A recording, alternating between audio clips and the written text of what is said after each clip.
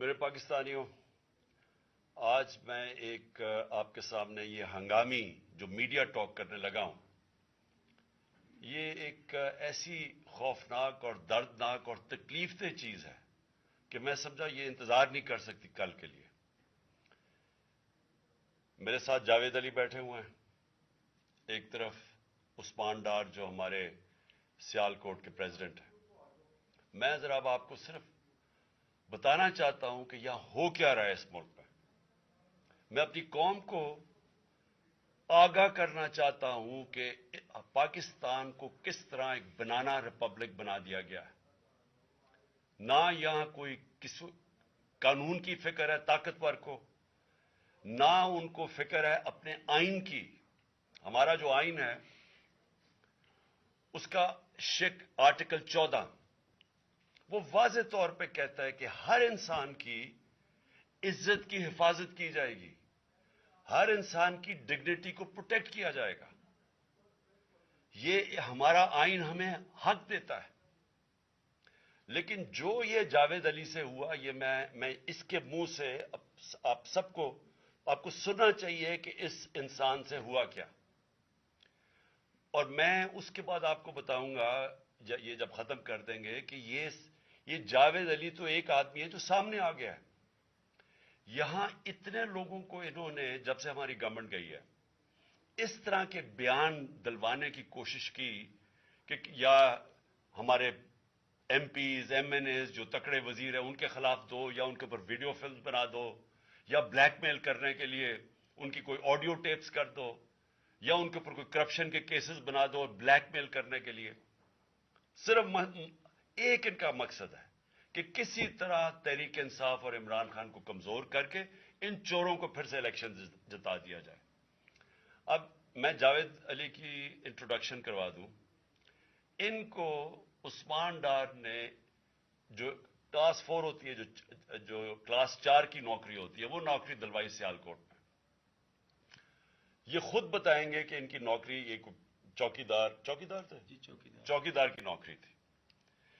ان کو اٹھایا گیا، پولیس نے اٹھایا، اور اس کے بعد نامعلوم افراد نے اٹھایا، اور اب ان سے پوچھیں، ان کی زبانی پوچھیں کہ ان سے کیا گیا۔ پھر میں واپس آتا ہوں آپ کے پاس۔ بولو جاوید۔ السلام علیکم جی، میرا نام جاوید علی ہے۔ میں چوکیدار کی نوکری کرتا ہوں ایجوکیشن ڈپارٹمنٹ میں۔ تو مجھے ادھر بلایا جاتا ہے کال کر کے کہ آپ آئیں ادھر اور آپ سیلری اپلائی کریں اور آپ کو جو ہے نا آپ کی سیلری ملے۔ میں ادھر گیا ہوں اور مجھے ادھر صبح 11 بجے سے لے کے تقریباً 3-3:30 بجے تک بٹھایا جاتا ہے۔ آپ بیٹھو، کرتے ہیں تقریباً ادھر 4 بجے کے قریب 7-8 پولیس والے آتے ہیں۔ وہ ادھر سے مجھے پہلے ہاتھ کڑی لگاتے ہیں، بعد میں میرے آنکھوں پہ اوپر شرٹ باندھتے ہیں اور اوپر چولا ڈال لیتے ہیں کہ جیسے میں کوئی دہشت گرد ہوں، ٹھیک ہے۔ ادھر سے مجھے پرائیویٹ گاڑی میں اٹھاتے ہیں اور لے جاتے ہیں نامعلوم جگہ پہ۔ ادھر جا کے میرے اوپر مارک چڑھا ہوتا ہے، آنکھیں باندھی ہوتی ہیں، تقریباً 7-8 بندے ہوتے ہیں وہ جو مجھے جاتے فرش پہ لٹا دیتے اور مارنا شروع کر دیتے ہیں کہ تم نے عثمان ڈار نے تم سے کتنے پیسے لیے نوکری دلوانے کے لیے۔ میں کہتا نہیں دیے، پھر بھی مجھے دوسری دفعہ کبھی الٹا لٹکا دیتے ہیں کہ مانو تم نے عثمان ڈار کو پیسے دیے ہیں، کانٹریکٹر سے لے کے پیسے دیے ہیں۔ جب نہیں مانتا تب بھی مجھے کبھی سیدھا لٹکا دیتے ہیں، کبھی الٹا لٹکا دیتے ہیں۔ اور بعد میں جب میرے مثلاً کہ کبھی اینٹ ادھر سے اینٹ اٹھاتے ہیں، اسے دھاگے سے میرے نازک حصوں میں باندھ دیتے ہیں کہ مانو تم کانٹریکٹ سے پیسے لے کے عثمان ڈار کو دیتے ہو۔ کپڑے اتارتے ہیں، بتاؤ۔ بعد میں مجھے ننگا کرتے ہیں، کپڑے اتارتے ہیں، کپڑے اتار کے ادھر فرش پہ بٹھا دیتے ہیں کہ مانو تم نے عثمان ڈار کو پیسے دیے ہیں۔ جب نہیں مانتا تو پھر ادھر سے کہتے ہیں کہ ایک ڈالا بھیجو، اس کی بیوی کو اٹھاؤ، اس کے بچے کو اٹھاؤ اور ادھر اس کو لا کر اس کو برہنہ کرو، اس کی ویڈیو بناؤ، فیس بک پہ ڈالو اور بلیک میل کرو۔ تب ادھر سے جا کے جب میری فیملی آئی تب میں ادھر سے ٹوٹا، ان کے آگے رویا کہ اب آپ بتائیں کہ میں نے کیا کرنا ہے۔ اس نے کہا کہ آپ 134 کے بیان دیں اور یہ کمنٹ میرے کہہ رہے ہیں کہ آپ نے یہ پیسے ٹھیکیداروں سے لے کے عثمان ڈار کو دی۔ یہ بتائیں آپ کہ کوئی یہ سب چپ ہو جاتے تھے جب کوئی آتا تھا ایک ادھر آدمی؟ جب میری تو آنکھیں باندھی ہوتی تھی ٹھیک، اس وقت جب کوئی آتا تھا ادھر کوئی افسر آتا تھا، یہ کہتے تھے کہ بڑے صاحب آ گئے ہیں، بڑے صاحب آ گئے ہیں، اور سب سائلنٹ ہو جاتے تھے۔ جب وہ آتا تھا سب سائلنٹ تھا، اب ٹھیک ہے لگے رہو، کرتے جاؤ، لگے رہو، یہ بات. میں اب آپ کے سامنے یہ جو جاوید علی نے بات رکھی، یہ ہر طرح ہم کنفرم کر سکتے ہیں.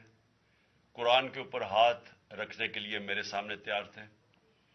یہ عثمان ڈار کو پھنسانے کے لیے، اس کو کرپشن کیسز میں لانے کے لیے، یہ ساری چیز، یہ جو اس سے 164 کا بیان دلوایا گیا، اور پھر بیوی بچوں کو ساتھ والے کمرے میں لا کے ان کو کہا کہ اس کو ننگا کریں گے. یہ سیدھی بات بتائے، بیوی کو کہا کہ اس کو ننگا کر کے اس کی تصویریں بنائیں گے اور پھر فیس بک پہ چلائیں گے. میں آج اپنی بڑے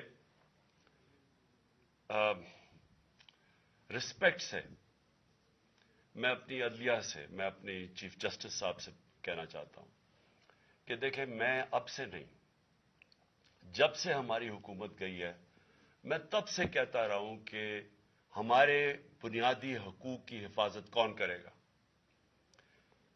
شہباز گل کو اٹھایا، اس کو ٹارچر کیا گیا، اس کو ننگا کیا گیا، اس کو لٹکایا گیا اوپر، اس کو مارا گیا. اس سے بیان دلوا رہے تھے کہ عمران خان کے خلاف سٹیٹمنٹ دو، جو اس کو کہہ رہے تھے عثمان ڈار کے خلاف سٹیٹمنٹ دو. اس کو میں تب بھی، میں نے صرف ایک میرے منہ سے نکل گئی اور اس سے میں نکل گئی کہ ہم جس جج نے ان کو ریمانڈ دلوایا تھا واپس، شہباز گل کو واپس جیل میں جب وہ ٹارچر ہوا تھا، تو میں نے کہا قانونی کارروائی کریں گے. میرے اوپر کنٹیمپٹ نوٹس کیا گیا، لیکن کوئی کسی نے ایک کسٹوڈیل ٹارچر ساری دنیا کے اندر منع ہے، کسٹوڈیل ٹارچر کے اوپر کچھ نہیں ہوا. پھر اعظم سواتی کو اٹھایا گیا اور ساری قوم کے سامنے جو اعظم سواتی نے اپنے زبان سے بتایا کہ اسے کیا گیا، ایک ٹویٹ کے اوپر، اس کا صرف ایک ٹویٹ کر دی تھی اس نے کہ NRO2 باجوہ نے دیا، جو سب قوم جانتی ہے. اس کے اوپر جو اس سے کیا گیا، پھر ویڈیو بھیجی گئی اس کی بیوی اور اس کی بیٹی کو. ایسی چیزیں اس ملک کی تاریخ میں کبھی نہیں ہوئی، یا میں تو نہیں کبھی سنی تھی ایسی چیزیں. شاید دہشت گردوں سے ہوتی ہوں، شاید کوئی باہر کے جاسوسوں سے ہوتی ہو، غداروں سے، لیکن اپنے شہریوں کو اس طرح کرنا اس ملک کی تاریخ میں کبھی نہیں ہوا. میں نے جب مجھے گولیاں لگی، میں نے تب چیف جسٹس صاحب کو پہلے مخاطب ہوا. میں نے کہا دیکھیں، جنہوں نے مجھے یہ قتل کرنے کی کوشش کیا وہ سارے اقتدار میں بیٹھے ہوئے ہیں. اس میں یہ جو ایک آدمی ڈرٹی ہیری جب سے جنرل باجوہ لے کے آیا یہاں، تب سے یہ تشدد شروع ہوا ہے. شہباز گل کا، اعظم سواتی کا، مجھے گولیاں لگی. یہ جو داستان آپ سن رہے ہیں، سوشل میڈیا کے بچوں سے پوچھیں، جب سے یہ آدمی آئے ان سے اٹھ کے کیا ہوا. ان کو بند کمروں میں کپڑے اتارے گئے، ذلیل کیا گیا. ایک ماں باپ نے مجھے کال کی، انہوں نے کہا ابھی تک ان کا بیٹا نارمل نہیں ہوا. اس سے اوپر اتنا تشدد کیا کہ وہ ابھی تک نارمل نہیں ہوا. اور میں ان کو کہا، جس طرح اس کو جاوید کو کہا میں نے سامنے آؤ، سب ڈرتے ہیں، نامعلوم افراد سے سب ڈرتے ہیں، اور کوئی کسی قسم کی پروٹیکشن کسی کو نہیں ہے، کیونکہ یہ قانون کے اوپر ہے، یہ جو مرضی کر لیں، کوئی ان کو بچانے والا نہیں ہے. کوئی جاوید جیسے انسانوں کو جب یہ کرتے ہیں، اس کو پھر دھمکیاں دی گئی کہ تم نے یہ بتانا کسی کو نہیں ہے، تو ہم یہ کر دیں گے، ہم تمہیں یہ مروا دیں گے. تو یہ اس ملک کی، ہمارے پاس تو ایک ہی راستہ ہے، اور مجھے پتا ہے کہ عدلیہ کے اوپر پورا اٹیک ہے یہ مافیا کا. یہ پولیٹیشین نہیں ہے، یہ مافیا ہے جو ٹیپیں بناتا ہے ججز کی، جو ہر قسم کی بلیک میل کرتا ہے.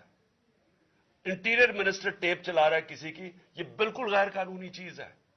وہ جج کی ٹیپ چلا رہا ہے، وہ اس کی مریم وہ ٹیپ چلا رہی ہے کسی ارشد ملک جج کی، کبھی ثاقب نثار کی ٹیپ چل رہی ہے.